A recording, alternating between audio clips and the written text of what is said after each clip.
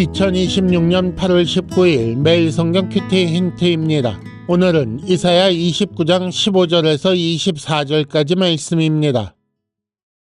자기의 계획을 여호와께 깊이 숨기려 하는 자들은 화 있을진저 그들의 일을 어두운 데에서 행하며 이르기를 누가 우리를 보랴 누가 우리를 알랴 하니 너희의 패역함이 심하도다. 토기장이를 어찌 진흙같이 여기겠느냐. 지음을 받은 물건이 어찌 자기를 지은 이에게 대하여 이르기를 그가 나를 짓지 아니하였다 하겠으며 빚음을 받은 물건이 자기를 빚은 이에게 대하여 이르기를 그가 총명이 없다 하겠느냐. 오래지 아니하여 레바논이 기름진 밭으로 변하지 아니하겠으며 기름진 밭이 숲으로 여겨지지 아니하겠느냐. 그날에 못 듣는 사람이 책의 말을 들을 것이며 어둡고 캄캄한 데에서 맹인의 눈이 보일 것이며 겸손한 자에게 여호와로 말미암아 기쁨이 더하겠고 사람 중 가난한 자가 이스라엘의 거룩하신 이로 말미암아 즐거워하리니 이는 강포한 자가 소멸되었으며 오만한 자가 그쳤으며 죄악의 기회를 엿보던 자가 다 끊어졌음이라. 그들은 송사로 사람에게 죄를 씌우며 성문에서 판단하는 자를 올무로 잡듯하며 헛된 일로 의인을 억울하게 하느니라.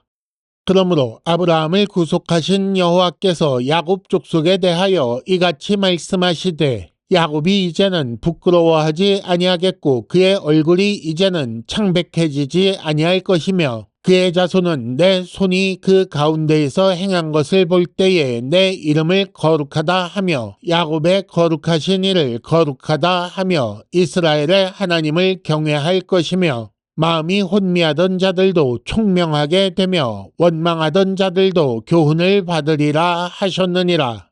아멘.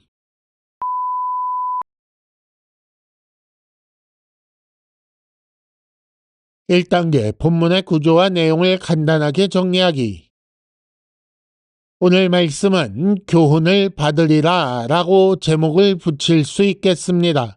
계획을 숨기는 자에게 선포되는 화와 변화에 대한 하나님의 계획이 그 내용입니다. 먼저 15절과 16절에는 하나님께 계획을 숨기는 것을 책망하는 내용이 나오고 이어지는 17절에서 21절까지는 하나님의 계획, 역전시키는 계획이 나옵니다. 그리고 마지막으로 22절에서 24절까지 야곱 족속의 변화에 대한 말씀이 나옵니다. 우리는 여기서 심판과 회복이 무엇을 위한 것인지 확인해 볼 필요가 있습니다.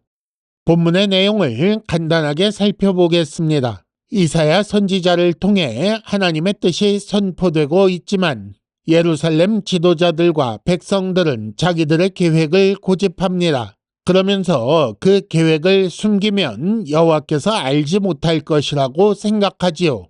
이런 상황은 단순히 심판 혹은 회복을 필요로 하는 것이 아닙니다. 따라서 근본적인 변화, 즉 역전이 선포됩니다. 그 역전 이후에 야곱 자손은 하나님의 행하심을 거룩하다 하며 야곱의 거룩하신 이를 거룩하다 하며 경외하며 총명하게 되어 교훈을 받게 될 것이라고 말씀합니다. 2단계 본문의 핵심 메시지 읽어내기.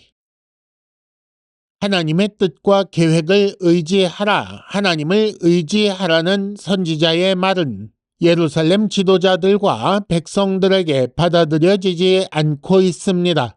오히려 그들은 애굽과 동맹을 추진하며 하나님 신뢰하기를 거부하고 있으며 그 계획을 숨기면 하나님도 알지 못할 것이라고 생각합니다. 아마 이사야 선지자에게만 숨기면 하나님도 알지 못하실 것이라고 생각한 것 같은데 정말 어리석은 모습 아닙니까?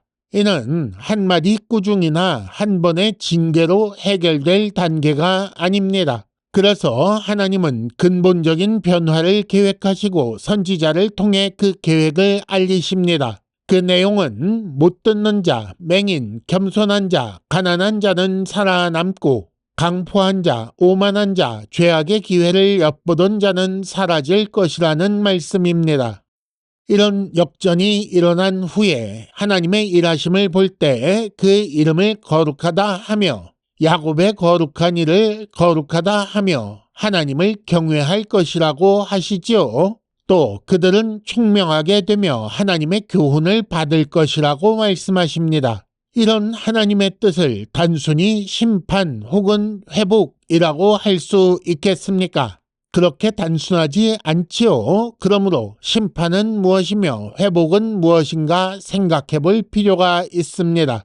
하나님을 경외하며 하나님의 일하심을 찬양하며 총명하게 되어 하나님의 교훈을 받아들이는 자가 되는 것은 처음 창조하실 때 보시기에 좋았더라 라고 하신 그 사람으로 회복되는 것입니다. 그리고 그렇게 되는 과정을 심판이라고 할 수 있는 거지요. 3단계 본문의 핵심 메시지를 현재로 연결시키기. 오늘 큐티 힌트의 제목을 숨길 것인가 따를 것인가 라고 정해 보았습니다.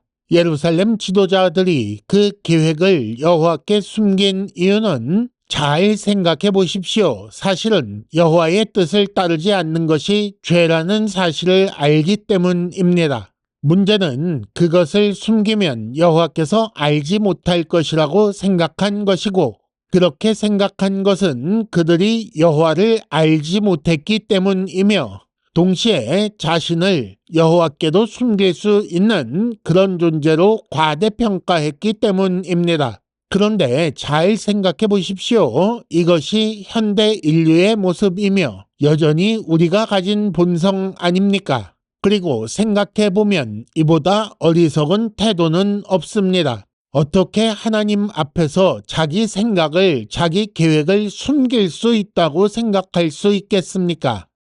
예수 그리스도께서 이 땅에 오심으로 이미 역전은 시작되었습니다.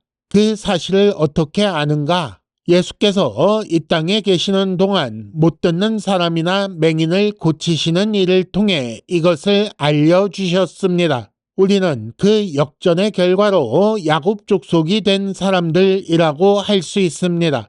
그러므로 우리는 하나님의 일하심을, 하나님의 행하심을 볼 때 그 이름을 거룩하다 할 수 있는 자들이지요. 따라서 우리는 하나님의 교훈을 받을 수 있는 총명한 자들입니다. 그렇다면 당연히 하나님의 교훈을 받고 그 교훈을 따라 살아야 하는 사람들 아니겠습니까?